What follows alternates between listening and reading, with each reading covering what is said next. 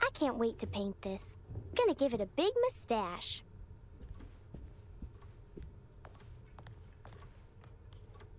Not my best work if I'm being honest.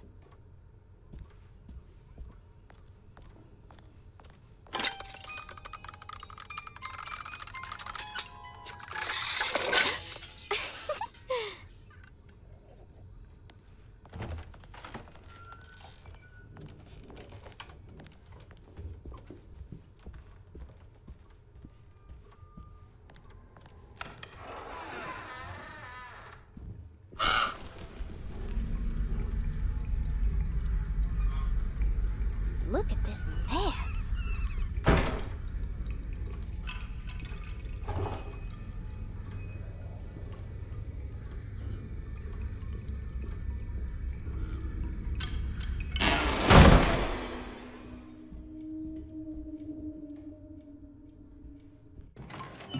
Oh, goodness, you scared me. What are you up to, Jeremy? I have to tell someone what is going on here. I have to try. You're not one of them, are you? Please tell me, Grace. You're not a spy, are you? Who's spy? Them. The others. All of them. No, you're too innocent. I'm too innocent.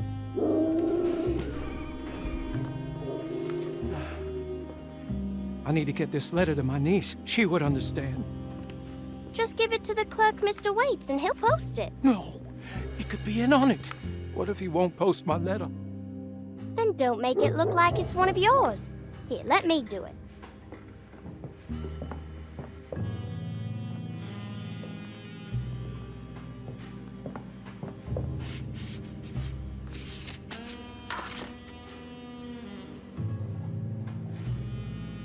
Miss Emily Hartwood, Dauphin Street, New Orleans. You don't have the number? Not sure the postman's gonna find it without... Jeremy? Where'd he go? I'll just post it myself then. I'll just take this letter downstairs to the clerk's office myself. Uh-oh, Cassandra, I'm touching your typewriter.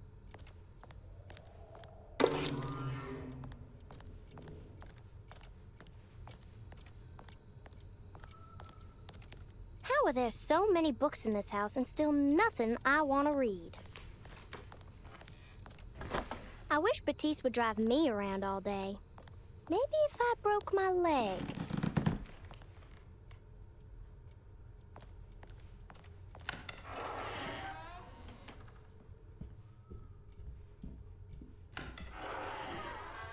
Huh?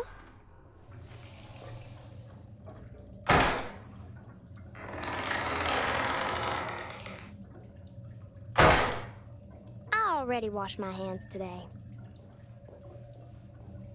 Cassandra should be more careful with her medicine.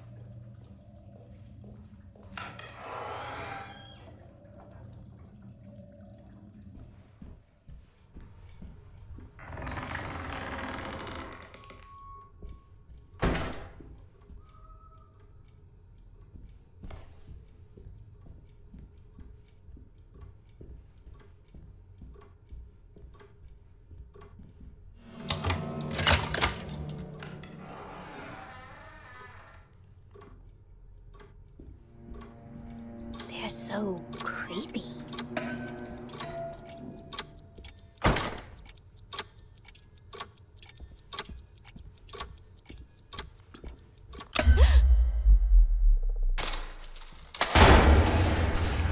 Oh no, Jamie, what have you done?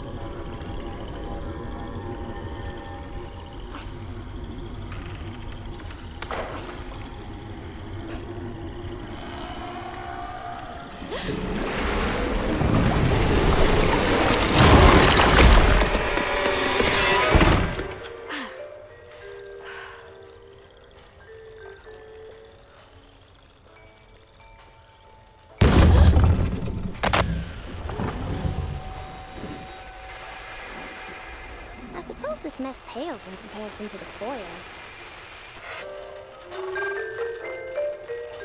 Oh, a little night music.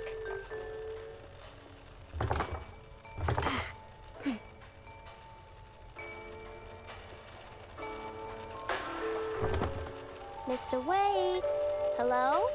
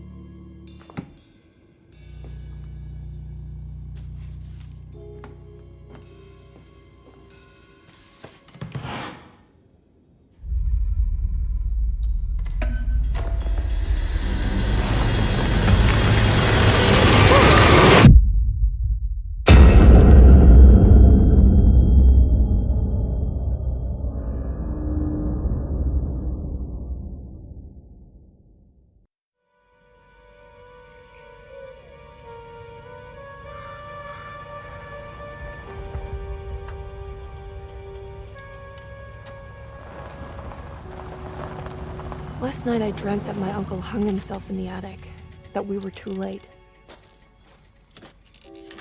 The house looked different, but it was still called Derceto. Definitely a weird place. Feels like I've been here before, I just can't think why. Let's not waste any time, Detective. Yeah, you're right. Let's go get your uncle, Miss Hartwood.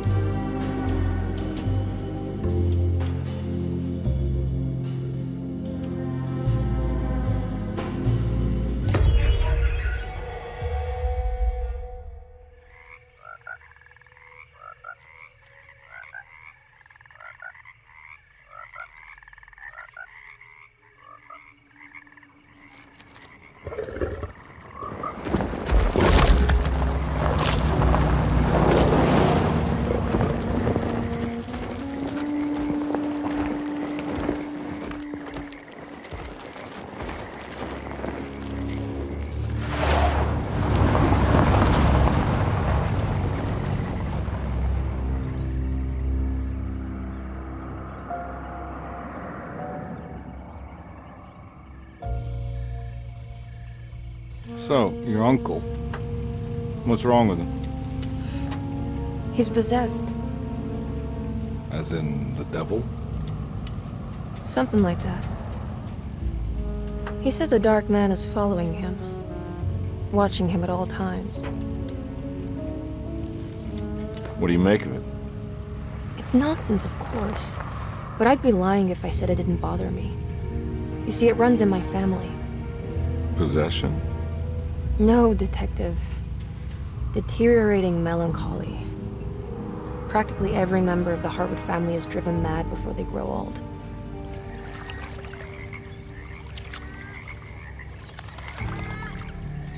But Jeremy didn't kill himself. Is that why he's at Derceto? Despite being convinced that he is truly possessed, he decided to put his last chips on Dr. Gray and his psychoanalysis, figuring he might stumble upon some cure.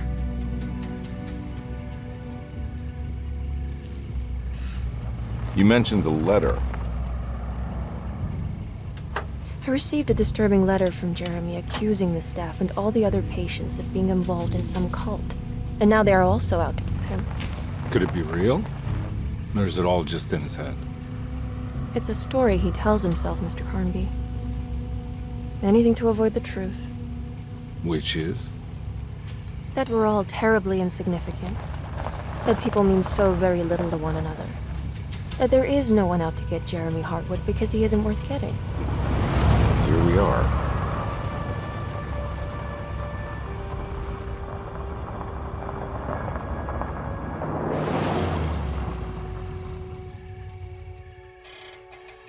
My uncle's not well, Mr. Carnby.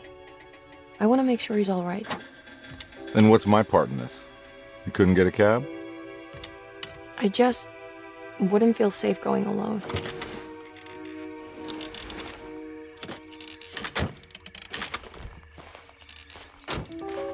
Did you bring a gun? Yeah. You think it'll actually come to that? No. But you might need to wave it around depending on how agreeable the staff will be. What exactly are we gonna do when we find Jeremy? I don't know. Let's just find him first.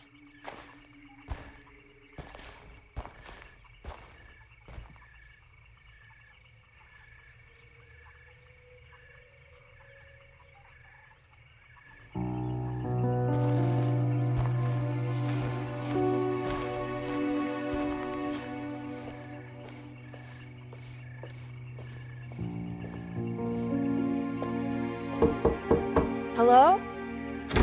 Hello? Looks abandoned. It can't be. There has to be someone around. Wait here. I'll go around back.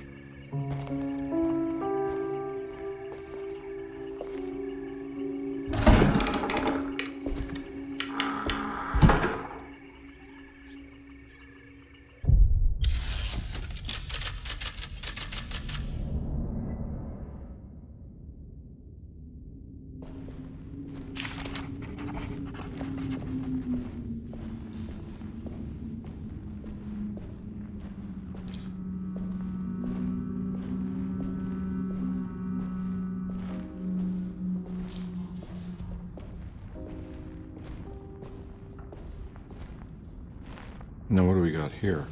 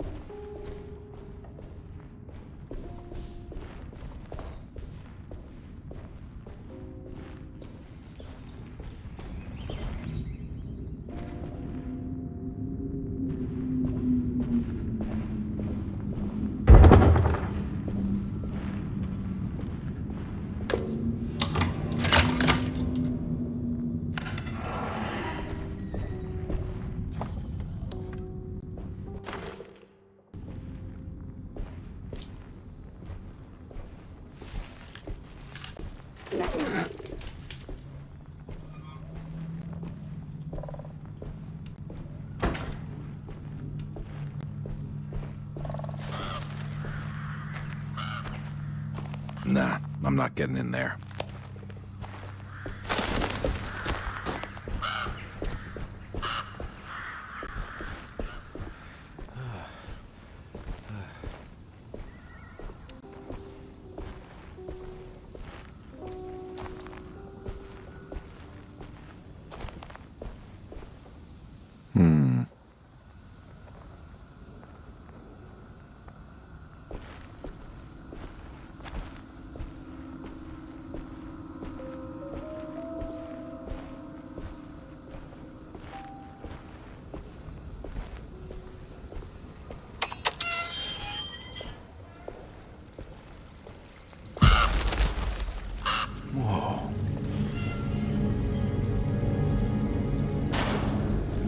Big tree to fit inside the conservatory.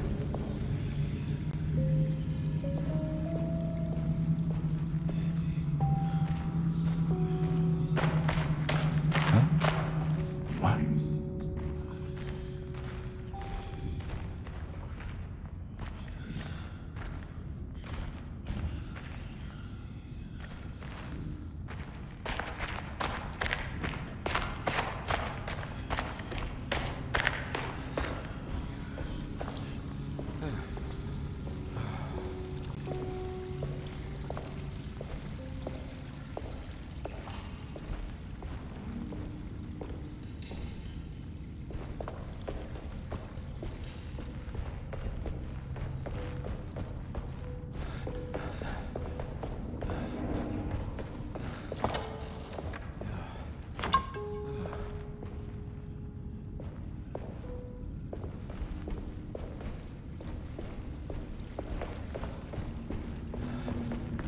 I need the key.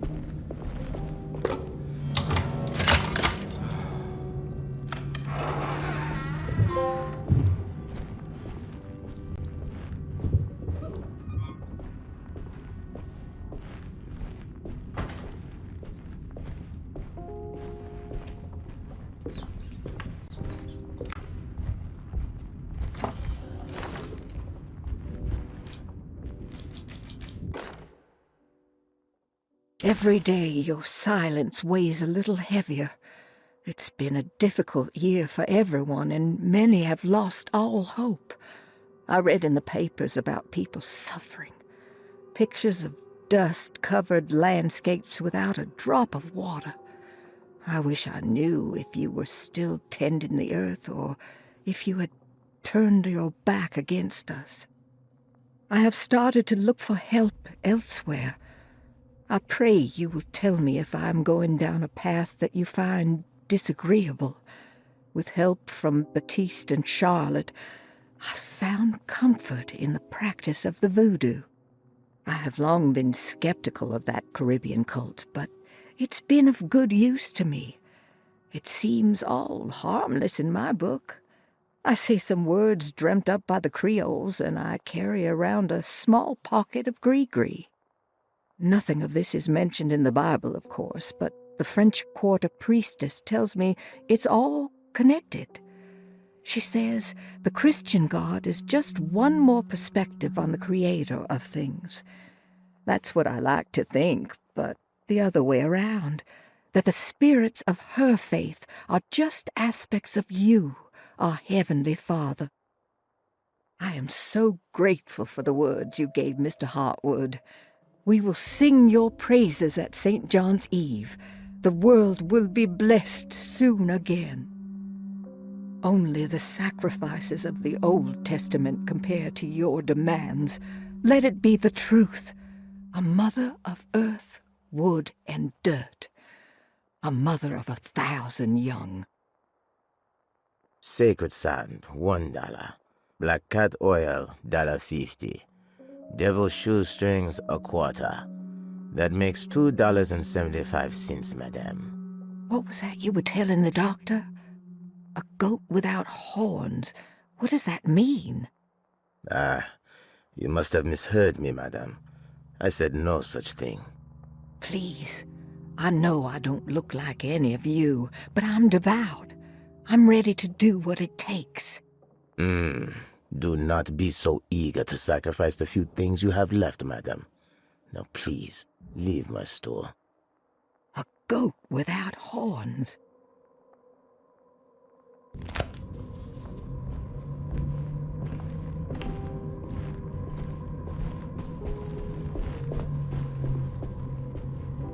Don't mind if I do.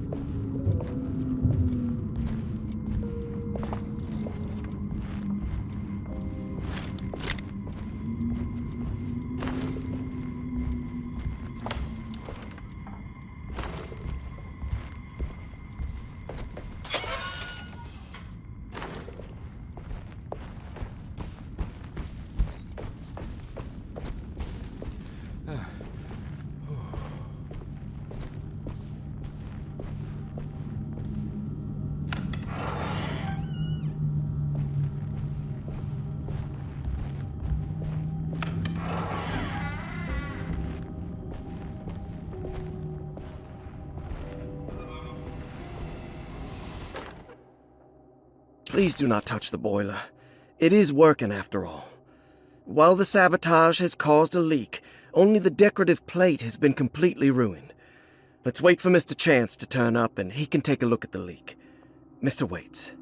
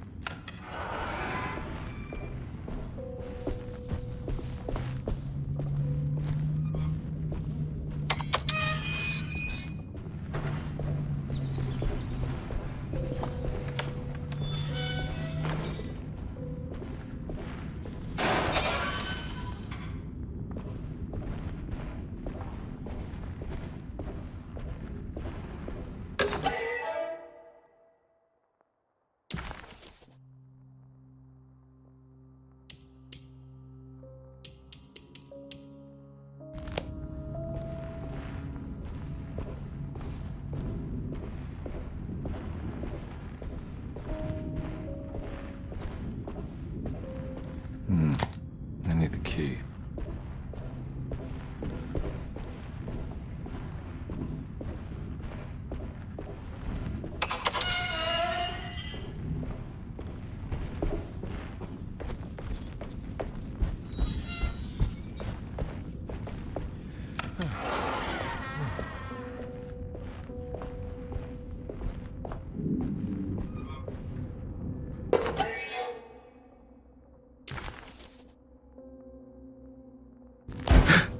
What was that?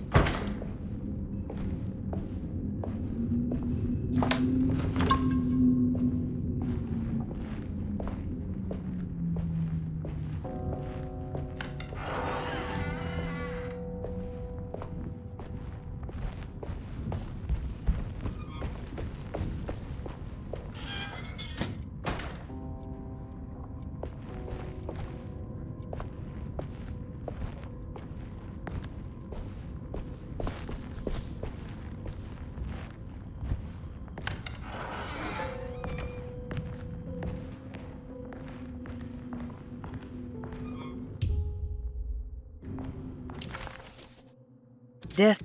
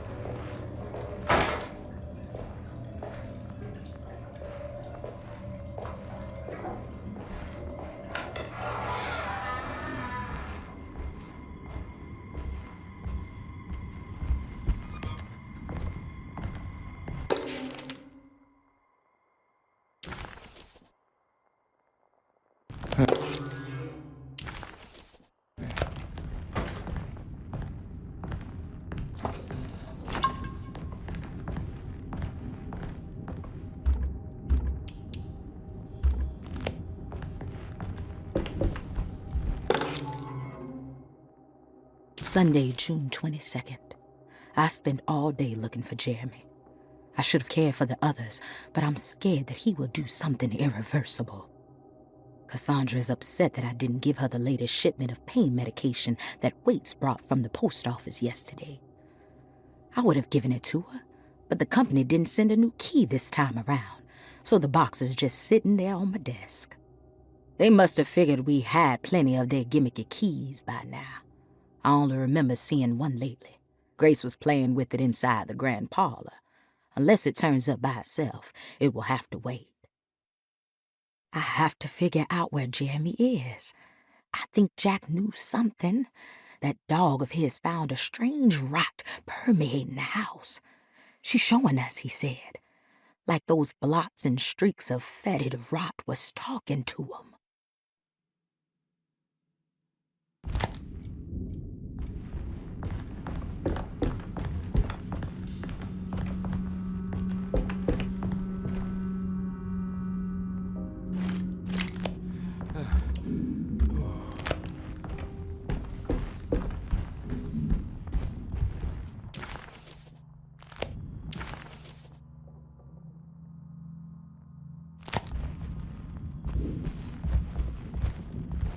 I need the key.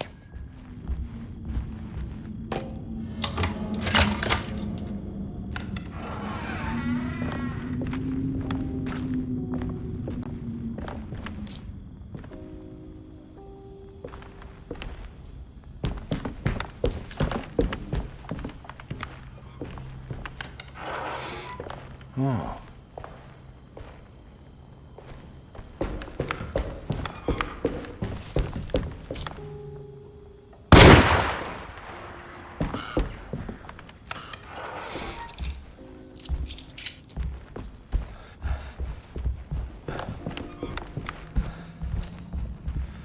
It's wedged shut.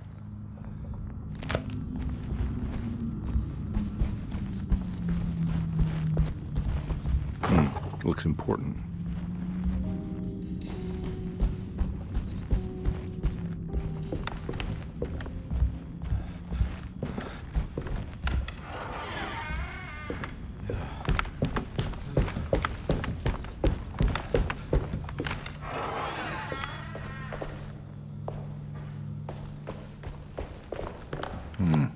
I need the key.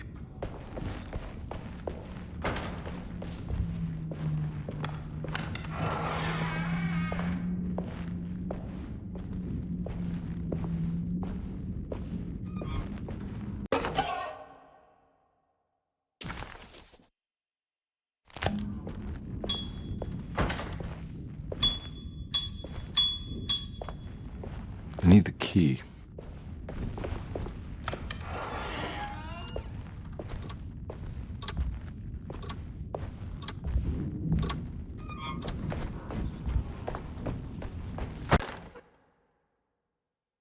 The Great Depression. President Hoover raises tariffs on over 20,000 imported goods in an act to protect American labor. Following the collapse of the Wall Street stock market on October 24 last year, American industry has suffered greatly. Thousands of companies have gone bankrupt and left a large part of the American workforce unemployed. In an attempt to turn the tide, the Smoot-Hawley Tariff Act has been signed by President Herbert Hoover. By regulating commerce with foreign countries, the government hopes to encourage the industries of the United States to compete with cheap foreign imports. Superstition on rise. New Orleans voodoo stores and spiritual mediums see increased profit during troubled times. While the market has faced hard times ever since Black Thursday of last year, voodoo doctors and snake charmers see significant rise in number of customers.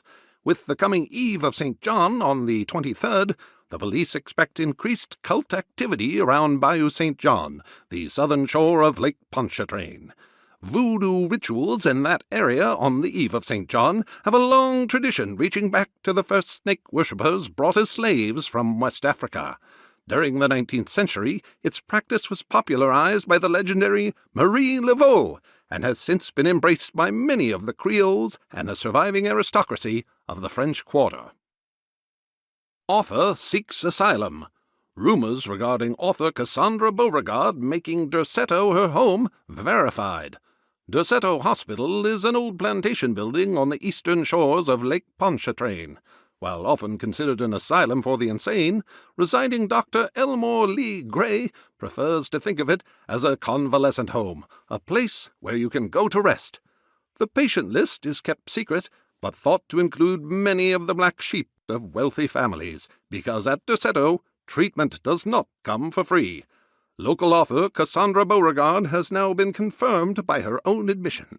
She's been lauded as a powerful Creole voice and written many successful books.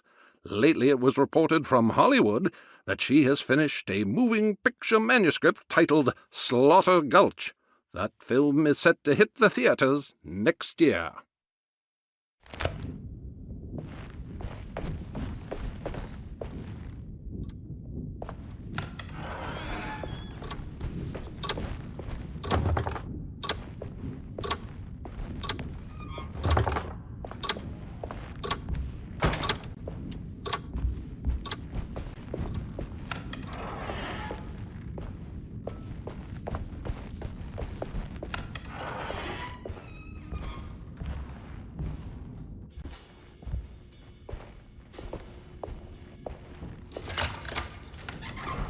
Thanks. What are you doing? Who are you? Whoa, pardon me, excuse me. My name is Edward Carnby, private investigator. I hope you don't mind we let ourselves inside. I do mind. This is private property. You can't just barge in here. I'm sorry about all this, but I'm looking for my uncle. It's urgent, and no one was answering the door. We can't hear you knocking anymore. None of us can. Who is your uncle, darling? Jeremy. Am I right? She has that Hartwood gloom, doesn't she? That's right. I'm Emily Hartwood. I just came to make sure my uncle is all right. Well, he is unavailable right now. You will have to come back another day. Unavailable how? Is he sleeping? We can wait. He's lost. Don't I know you from somewhere? Who's your man again, Miss Hartwood? My name's Edward Carnby, private investigator. Splendid. Enough! All of you! Get back to your rooms! McCarthy, keep your eyes on the child. And you two, please leave immediately.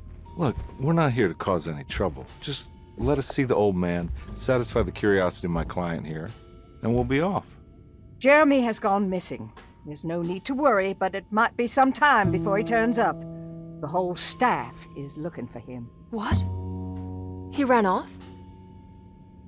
I don't have time for any of this. Please, come back tomorrow. All right, in that case, we'll just wait in his room. You don't mind, do you? It's upstairs, right? Wait, you can't. Don't worry, we'll be discreet. In the corridor. It's the first door on your left. I'll tell Dr. Gray you're here. Excellent. Thank you, madam.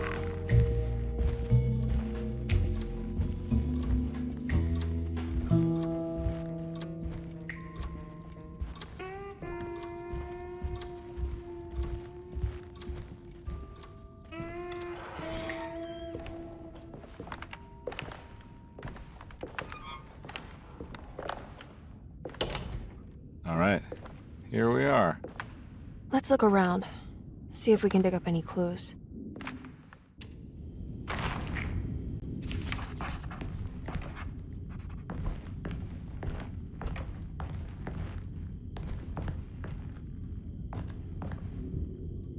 Anything important I should look out for? Did he keep a diary? Not that I know of, but it wouldn't surprise me.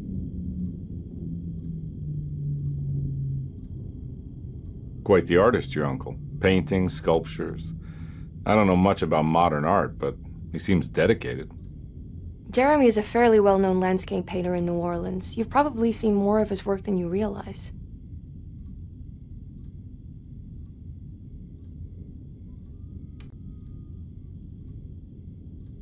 We should go talk to the doctor that the housekeeper mentioned. Dr. Gray? I suppose. Let's just do a little more digging first, okay? Sure, no rush.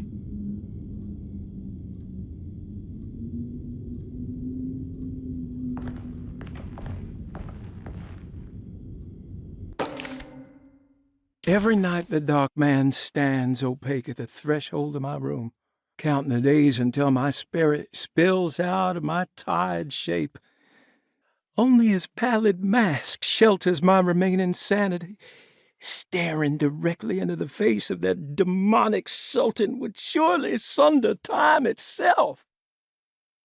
Would he have looked the same to my father as he struggled for his life? Does his veiled face haunt my niece quite the same way? I wish so that I could rest my soul in that sunburnt convent of Tarawea. Would I find you there, Juan? Or Senora Perosi, back from the beyond? Every night I hide from him, moving from one misshapen memory to another. Scenes conjured out of fantasy and delirium. Places I struggle to even paint. I wish I understood your death, Senora. Is there anything I could do for you but bury you in that bleak necropolis? That triumphant chapel rising above the ledges and the oven vaults shall be your sepulchre, where you may rest. How did you first come to understand such things, Senora? How did you know that the battered boiler in the basement would lead me to Lafayette Cemetery? Or how the old upstairs clock, with its astronomical motifs, would take me to that hateful mound outside of Claremont Harbor? Those are my memories, my past. Is there perhaps a chance, if ever so small, for me to see Tarawea? Oh, I want that more than anything. Please, let my talisman take me there. Let me sit with Juan under his Bodhi tree. Despite having sold me that talisman, Miss Jackson, the voodoo priestess, revealed none of her secrets to me. That's why I had to travel to Tonka. Instead, she cruelly told Baptiste, my caretaker, that he would be betrayed and killed in the most awful way, that the one he loved would pierce his thigh with a sharp spear, and that he would be devoured by his own mother. What a terrible thing to say. The people of Derceto are becoming dangerous. They do not understand what they are doing. I must do something to stop them. I tried talking to Dr. Gray, but he confuses my worries. He's caught up in treating me. How can he expect evil to be cured with medicine and conversation? The orderlies, the housekeeper, and the patients are all deranged. They will call upon evil to enter this world. All will be lost. Everything. Unless I can find the clerk, Mr. Waite. He seems to be a clear-thinking man. Maybe Beauregard. The dark man offered me a prison, and I accepted. I signed that miscarried contract and entered the dark pact. Everyone is safe, except for me.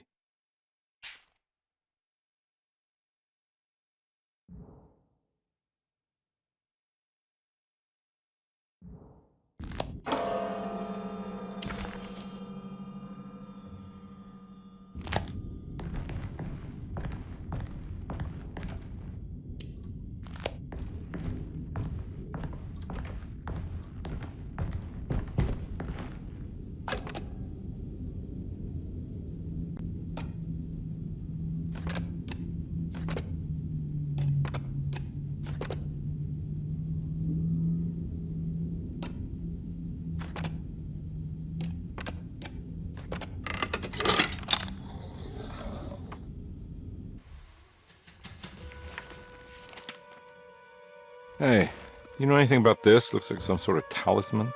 No, I don't. Oh, help me out here, will you?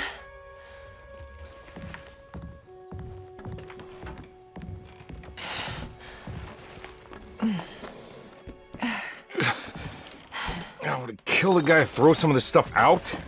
I'd be crazy too if I had this much junk lying around.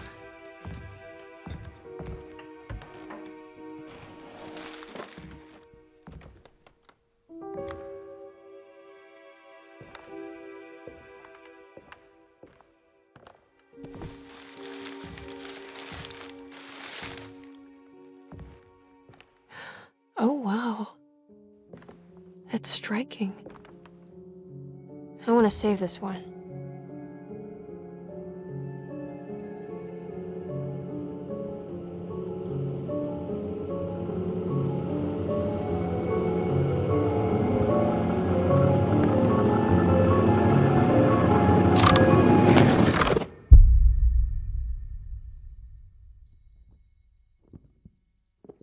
All right, come on. I want to go see Dr. Gray.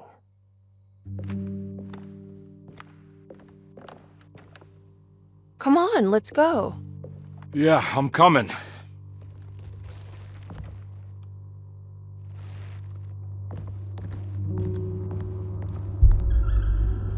Miss Hartwood. Emily?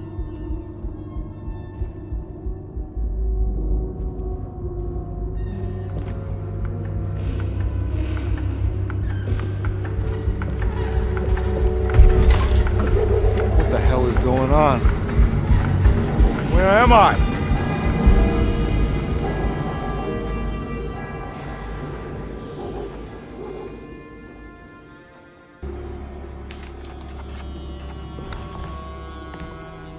Detective Conby couldn't believe his eyes. The French Quarter scene before him was dark and sinister. The only sign of life he could see from Jeremy's balcony was the light coming from a lone corner store. Jeremy had gone. Derceto, the old plantation building, was ready to fall, but kept alive by some starry-eyed carpetbagger called Dr. Gray. Seeing how the staff couldn't even be bothered with answering the door, Detective Conby figured they would just head inside and grab Jeremy. He just needed to open the front door for Emily first, so she could talk to her uncle. Jeremy had gone missing. The housekeeper said the staff at Derceto was looking for him, and that Detective Conby and Emily should come back tomorrow. Hoping to wrap up this case before leaving, Conby hustled his way inside Jeremy's room, leaving the housekeeper flustered and running for Dr. Gray, the chief of Derceto. Having bought some time, this was the perfect opportunity to look for clues regarding Jeremy's disappearance.